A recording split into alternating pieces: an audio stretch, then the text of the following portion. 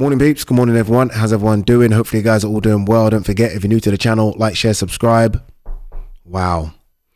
All right, let's do this. Canelo versus Crawford confirmed. Not a rumor, not speculation, not he said, she said, or someone leaking the story. Confirmed. And I guess the confirmation doesn't get much more rock solid than the Ring Magazine putting this story out first. Ring Magazine, obviously owned by Turkey. Turkey would have been the one to put this deal together, and Turkey would have had to given the green light for the Ring Magazine to even put that story out. That's as confirmation as you need it. That's it. The fight will happen in September. Touch wood, no injuries. Wow.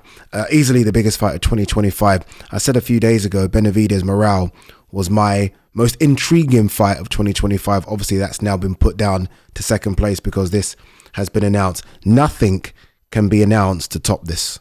Nothing. I mean, there are some big fights that can be made. AJ Fury is massive.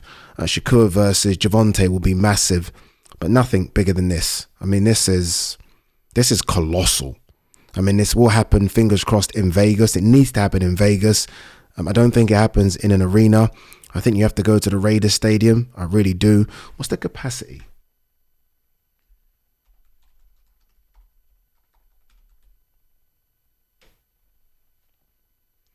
$65,000. You go to the Raiders Stadium in America. And in America, obviously, look, the main talking points when it comes to sports are NFL, understandably so, NBA and baseball. This fight gets into that conversation. Do you know what I mean? This is how big this is. Over here, it's massive as well, regardless of the fact that it's not a Brit fighting. We know boxing over here, and Canelo versus Crawford is just, I mean, it's an historical fight. I mean, you have the pound for pound number one, number two. Yes, he's 38, but still pound for pound number two at worst. And look, he might not have looked his spectacular best like he did against Errol Spence against Madrimov, but Madrimov's good. Like, that's not down to Terence Crawford looking rubbish. That's down to Madrimov looking better than we expected. So look, Crawford's still very, very good. And Canelo was, undisputed until they took a belt away. I mean, this is how good this fight is. This is two of the best fighters of this generation, two of the best fighters in the last, look, two of the best fighters ever.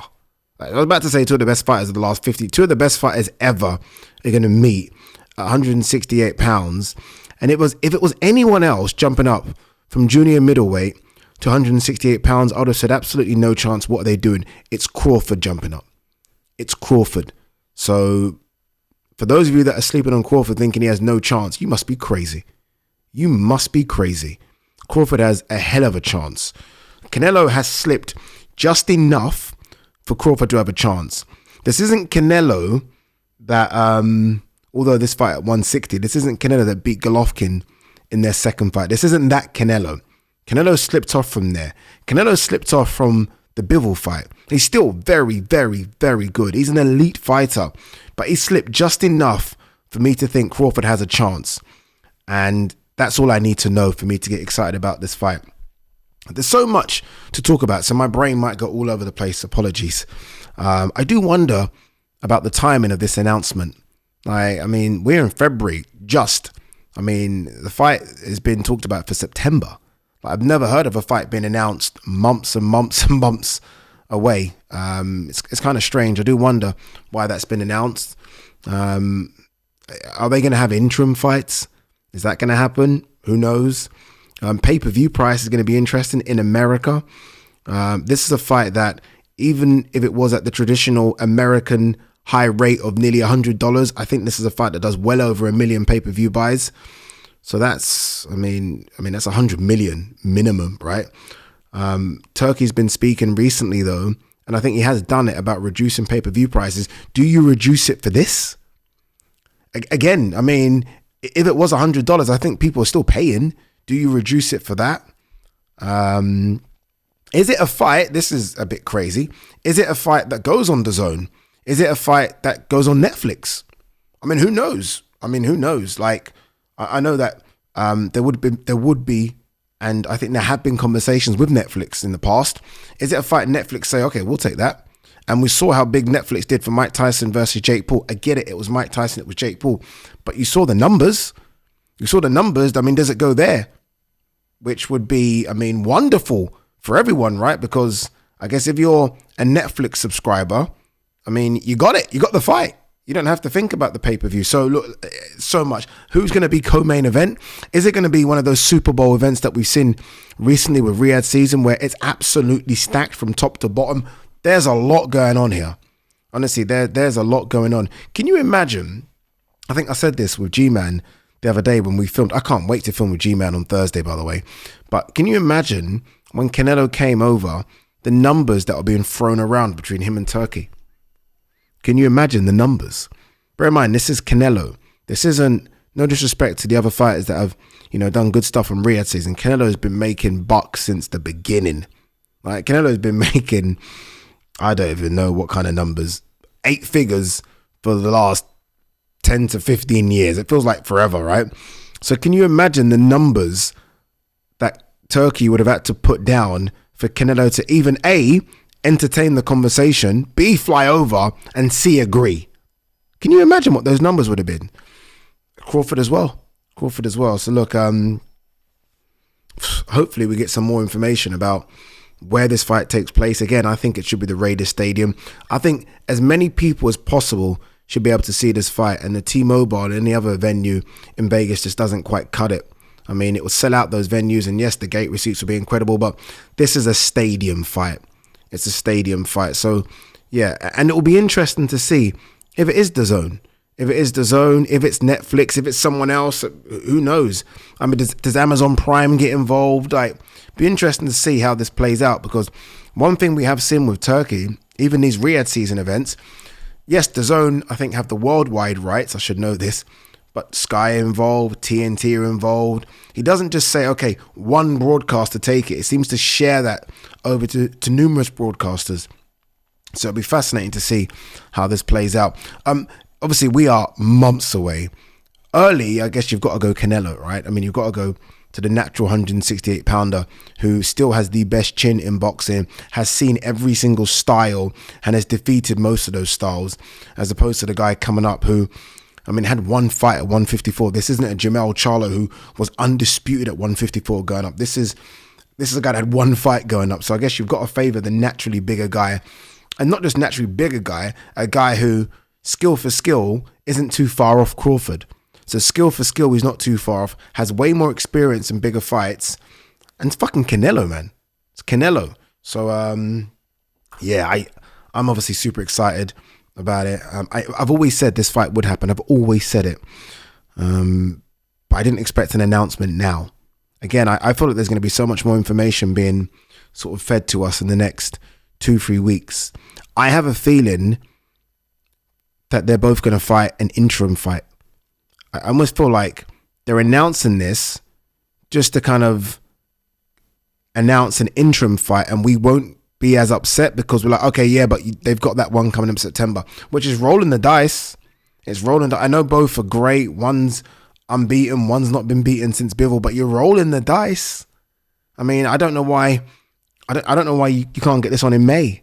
Honestly, I'm being serious. I don't know why you can't just say, okay, fuck it, announce it. Let's do it in May. May's 12 weeks away. You could do that, but I'm being greedy. September showdown between these two monsters is fascinating. Honestly, it's fascinating. All right. I wasn't going to talk about anything else. I just wanted to do that, but now we're here. Let's have a look and see what there else is to talk about. David Benavidez is a different kind of monster. Yes, he is. We spoke a lot about Benavidez. We don't really need to wax lyrical about him anymore. I think he's outstanding. I said he's a monster. I said he can beat anyone, potentially. The only other two guys are Beterbiev and Bivol, but anyone else at 175. I think Morrell, the same, by the way. I think Morrell is frightening. I think Morrell's a problem for Beterbiev and Bivol as well. I really do. Derek Chisora versus Otto Wallin this weekend in Manchester. I might go to that. I'm not working this weekend. It'd be nice to see Chisora in his 49th fight. Otto Wallin, it's a risky one, isn't it? Jarrell Miller was the original opponent, and Jarrell Miller would have been such a better fight, I think, for Chisora.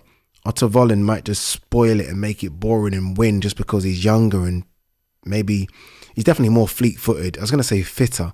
Don't know about that. Chisora always looks like he's tired from the first round, but somehow goes 12. So who knows how that plays out, but good luck to Chisora. It's going to be Dillian White or Ngannou, isn't it, in his 50th? Either one I'm not too mad about. Clarissa Shields seeks Hannah Gabriel's rematch despite plans of Savannah Marshall. Clarissa became a free weight undisputed champion on the weekend, beating Danielle Perkins. Free weight undisputed is no joke, you know. I know people will downplay it a bit because the heavyweight division is poor.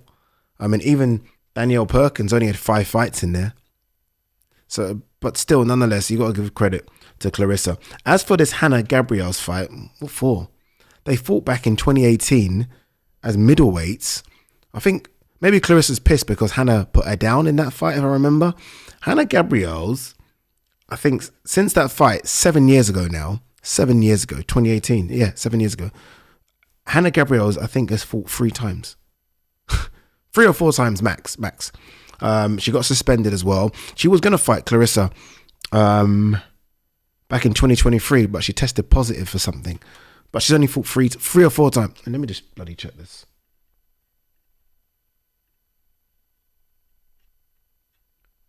Hannah Gabriel's. Okay, so since Clarissa in 2018, she had a fight in 2019, one other fight in 2019, a fight in 2021, and she had a fight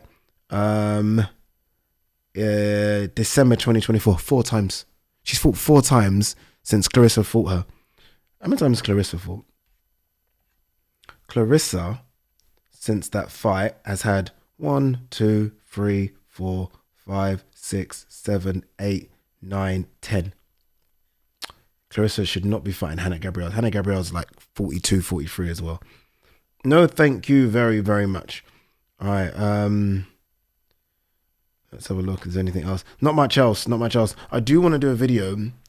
I'll do the video tomorrow. I'll let you guys. I don't want to say I'm going to do it and then someone else does it. Do you know what I mean? So I'll just do it tomorrow anyway. All right, guys. Peace.